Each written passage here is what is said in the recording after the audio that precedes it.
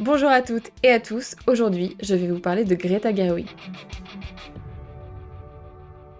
Greta Gerwig est une actrice, scénariste et réalisatrice américaine née le 4 août 1983. Très jeune, elle montre un intérêt pour la danse et le théâtre, et même si elle étudie l'anglais et la philosophie lors de son cursus au Barnard College, elle profite de cette période pour écrire des pièces de théâtre et c'est également la cofondatrice d'un groupe d'improvisation nommé The Tea Party Ensemble. Elle commence sa carrière dans le cinéma indépendant, d'abord comme actrice avec un rôle principal dans Hannah Takes the Stairs en 2007 qu'elle coécrit, et très vite elle se fait remarquer dans le mouvement Mumblecore, un genre de film à petit budget très naturaliste, souvent improvisé. L'année suivante, elle joue dans Baghead et Yeast, deux films qui deviendront cultes dans le milieu du cinéma indépendant, et elle co-réalise la comédie romantique Nights and Weekends. En 2010, elle joue aux côtés de Ben Stiller dans le film indépendant Greenberg et commence à être nommée dans des festivals et à gagner en visibilité. Elle continue son activité d'actrice dans des films à petit budget, mais en 2011, on la voit apparaître dans la série Sex Friends, puis dans la comédie Arthur, un amour de milliardaire, qui sera malheureusement un échec. Ensuite, en 2012, elle joue dans To Rome with Love, un film de Woody Allen, avant d'interpréter le rôle de l'héroïne du film Frances Ha, dont elle coécrit le scénario et qui lui permet de décrocher une nomination aux Golden Globes. Son personnage, un peu paumé mais attachant, devient emblématique d'une nouvelle génération de femmes à l'écran qui sont libres, complexes, drôles et imparfaites. En 2014, elle fait partie du jury au Festival international du film de Berlin, et c'est en 2017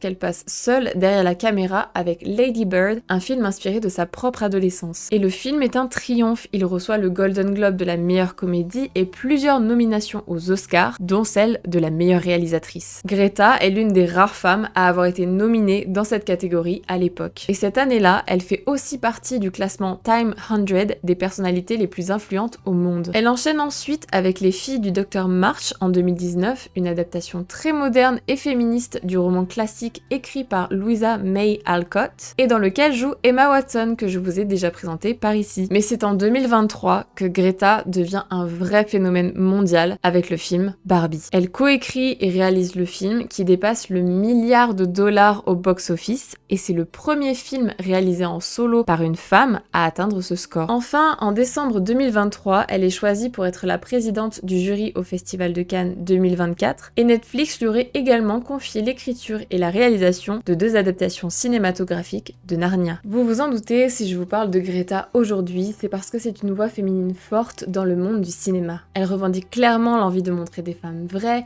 des femmes fortes qui sont loin des clichés, et ses films parlent souvent de liberté, de choix et d'émancipation. En plus de ça, le monde du cinéma, surtout côté réalisation, est encore très dominé par les hommes, et c'est d'ailleurs un sujet que j'avais déjà pu aborder dans ma vidéo sur Enora Hope, elle-même actrice et réalisatrice de talent, que je vous invite à découvrir si ce n'est pas déjà fait. Donc j'avais envie de vous parler une nouvelle fois d'une femme qui arrive à se démarquer dans un milieu d'hommes et à montrer que le talent n'est pas une question de genre. J'espère que cette vidéo vous aura plu et vous aura permis d'en apprendre plus sur Greta Gerwig. N'hésitez pas à follow la chaîne si c'est le cas et à laisser un petit commentaire pour me dire si vous avez déjà vu ces films. Moi en attendant, je vous souhaite à toutes et à tous une très belle journée. Prenez soin de vous et de vos proches. On se dit à très bientôt.